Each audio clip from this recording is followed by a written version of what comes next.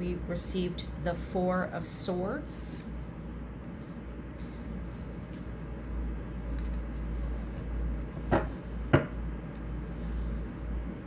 And we're going to pull one more card.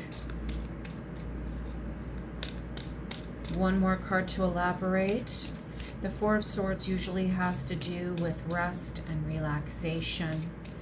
It has to do with taking a time out in order to contemplate what it is that you want out of life, what it is that you want to do in current situations.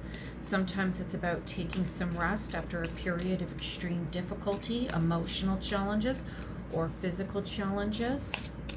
So some of you out there might be feeling a need to take a time out, which is kind of cool because it is the weekend and many people like to diffuse, detach, and oops, geez, okay. And there we go. Diffuse and detach, and then we have the emergence of the World card. Okay, so what this reading is telling me, you have a man who's relaxing in the Four of Swords. This is the Tarot of Oppositions. This was also my late friend Cece's tarot deck. It's a really cool deck. I highly advise getting it. If you are a beginner tarot reader, I advise learning the Rider-Waite system and the Thoth system before you deviate and go off on your own and start dabbling with other tarot cards from other decks, because they have their own interpretations of which you must incorporate into the meanings of the regular system. And then we have the World card that's upright. So this is the completion of a phase. So many of you need to take a time out because you've completed a certain phase in your life, whether it be a relationship, whether it be a new job, or a job where you have left, or something has ended for you. And as a matter of fact, I just picked the Five of Swords. This is the second time now, and this is an upright position. This means that you have defeated an opponent, or you have been in a situation where there was some bullying, but you seem to come out on top.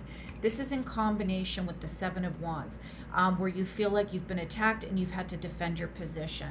This is over. This is a period of ending for you. And now it's time to relax and think about the next phase, because, you know, with every ending, regardless of how successful we are, we must get ready for the next phase of lessons that we are encouraged to learn. A warning here, don't be too dreamy about what it is that you want to accomplish. Understand that there are a lot of options and opportunities coming your way, but you must be somewhat practical and realistic about what it is that you're going to pursue next.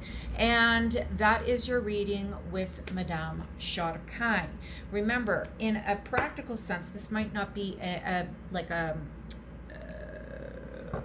big life phase that's ending. It could be something as small as, you know, you and your partner were arguing or battling about something, and then you managed to get your way and overcome their bullying and their, you know, pushiness. And now you can move on to something new, but don't be too unrealistic about what it is that you're asking for. It's the same with careers and jobs. This could be a big phase that's ending in your life, or it could just be the conclusion of something a little bit smaller. And that is your reading today with Madame Shadchan. I highly recommend that you take a look at my Egyptian God Oracle reading that I posted earlier today. God bless.